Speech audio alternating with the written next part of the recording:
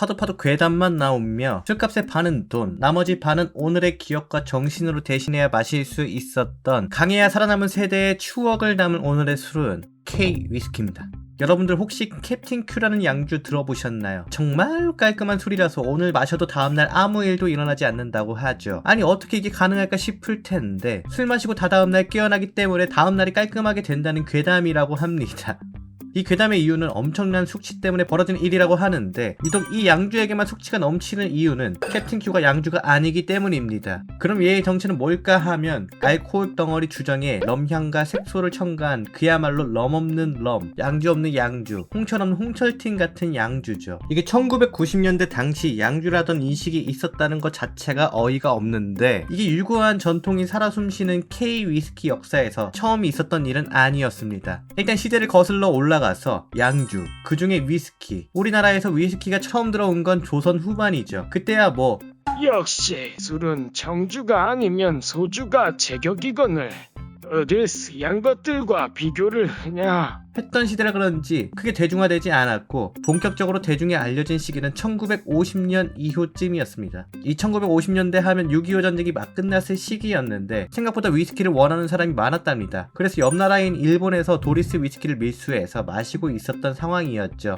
근데 이걸 잘 보니까 돈이 될 것 같다고 생각한 국제 양주장 사장이 알코올 덩어리 주정에다가 위스키 향과 색소를 물과 배합해 만든 도리스 위스키를 팔게 됩니다. 이게 무늬만 양주고 실제는 가짜였던 양주였죠. 거기다 이 양반이 웃긴 게 이름까지 그냥 똑같이 만들어서 팔다 보니까 일본 도리스 위스키에서 빡이 친 나머지 소송을 걸어 도리스라는 이름을 못 쓰게 됐죠. 그래서 이 사장이 도라지 위스키라고 이름을 바꿔버렸습니다. 여기서 정상적인 사람이라면 도라지가 들어간 위스키를 팔겠거니 했겠지만 어림도 없는 소리, 그냥 전에 만들던 그대로 팝니다. 이야, 위스키도 없는데 도라지도 없는 도라지 위스키. 생각만 해도 어지러지는데 서울의 핵심 중심지 낙원동에 시음장을 무려 6군데나 만들 정도로 엄청나게 잘 팔렸답니다. 아니 이런 가짜 위스키가 버젓이 판매가 되고 있는 상황이 너무나 어이가 없는데 이렇게 부적절한 장사는 오래가지 못하는 법. 1973년에 도라지를 넘어 진짜 인삼, 가짜 위스키가 아닌 진짜 위스키가 들어간 인삼 위스키들이 등장하고 1976년에 위스키 원액이 들어간 위스키가 나오자 도라지 위스키는 종적을 감춰버렸고 한국의 대위스키 시대가 열리게 되죠. 하지만 이때 출시한 위스키들, 여기에는 엄청난 함정 하나가 숨어 있었습니다. 바로 위스키 원액을 쓰긴 하지만 30% 정도밖에 안 들어갔던 거죠. 아, 그럼 알코올 도수가 30도구나 라고 생각하실 수 있는데 위스키 원액을 30%만 넣고 나머지는 그놈의 주정과 물,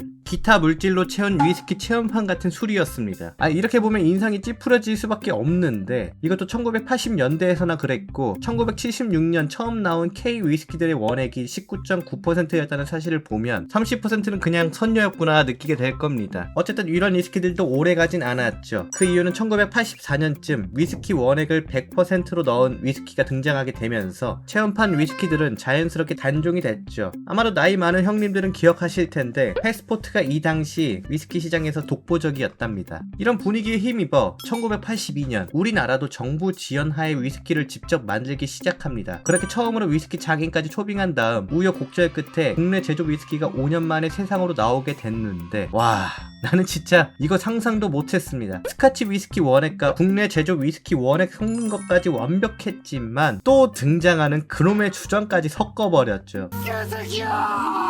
어쨌든 결과는 안 좋았습니다. 맛이 문제라기보다는 가격 때문에 안 팔렸었는데 심지어 위스키 원액을 제작하는 단가가 너무나도 높아서 수지 타산에 하나도 맞지 않아 K 원액 위스키는 종적을 감추게 돼버리죠. 이렇게 1980년대는 여러가지 진짜 위스키들이 다양하게 팔리고 있었는데 왜 위스키도 아닌 캡틴 큐와 나폴레온을 기억하는 사람이 많았을까요? 그 이유는 엄청나게 쌌기 때문입니다. 이때까지만 해도 원액 20%가 넘어가면 세금이 엄청났기 때문에 패스포트 같은 진짜 위스키들은 값이 매우 비쌌고 캡틴 큐는 럼을, 나폴레온은 브랜디를 단 19.9%만 섞어서 팔았기 때문에 세금이 적어서 미친듯이 잘 팔렸던 거죠. 그래서 캡틴 큐는 출시 후 1년 만에 1000만 병이나 팔 정도로 아주 잘 팔렸습니다. 그래서 이 값싼 술들이 양주 시장에서 인기가 많다가 1989년부터 삐걱거리기 시작되는데 양주의 세금이 대폭 낮아졌기 때문이죠. 거기다가 1991년엔 위스키 수입 개방으로 12년 이상의 수입 스카치 위스키가 대거 쏟아지기 시작하게 되니까 질 좋은 위스키들을 쉽게 찾을 수 있게 되기 시작합니다. 그래서 휘청휘청한 캡틴 캡틴 큐는 리뉴얼을 하게 되는데 이때부터 캡틴 큐의 전설이 탄생하게 되죠. 바로 K 연금술로 양주 없는 양주. 그나마 넣은 럼을 빼고 주전과 물, 색소, 향으로만 만들기 시작하게 되죠. 근데 고급 위스키나 양주 이런 것들과 비교가 되지가 않죠. 그래서 진짜를 맛본 돈 좀 있으신 분들은 시바스 리갈 같은 거 찾고 지갑 사정이 좋지 못했던 대학생들이 주로 사서 마시고 기억을 잃어서 또 사서 마신다는 괴담이 생겨버렸죠. 그렇게 2000년대에 와서는 스카치 원액으로 국내 제조한 임페리얼, 윈저 등이 나오니까 캡틴 큐가 흔적도 없이 사라졌는가 했는데 무려 2015년까지 꾸준히 잘 팔고 있었답니다.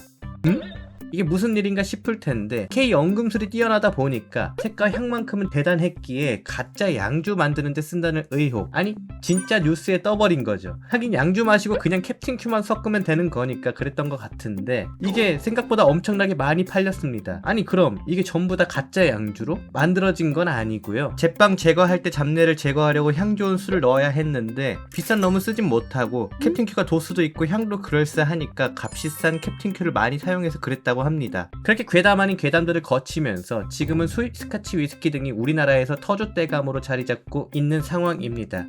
근데 국내 원액으로 제작한 위스키 한 번쯤은 맛보고 싶긴 하네요. 물론 그 거지 같은 주정 섞은 위스키는 먹고 싶진 않고 요즘 규제가 많이 완화돼서 순수 국내 위스키를 제작하는 분들이 계시는데 개인적으로 이쪽 위스키들에게 많은 기대를 하고 있습니다. 오늘의 이야기는 여기까지였고요. 이번 영상은 싸다구를 안 맞아서 살짝 허전한데 사실 제가 알잘딱달새는 했기 때문에 지금까지 진술한 이야기였습니다.